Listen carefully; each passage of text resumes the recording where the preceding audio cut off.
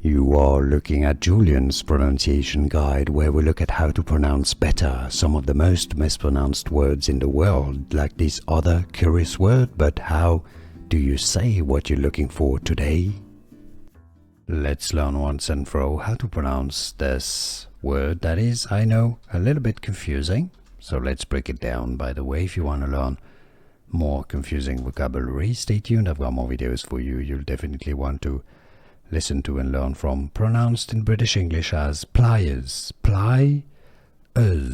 The R is not really pronounced in the UK.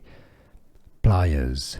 In American English, however, the pronunciation, the R is definitely pronounced as pliers. This is a tool. Pliers. American US pronunciation, or how to pronounce in British English, pliers. And now you know. Here are more videos on how to pronounce more confusing words and names too many mispronounced. Like this video if you found it useful. I appreciate your support. I'll see you soon and thanks for watching.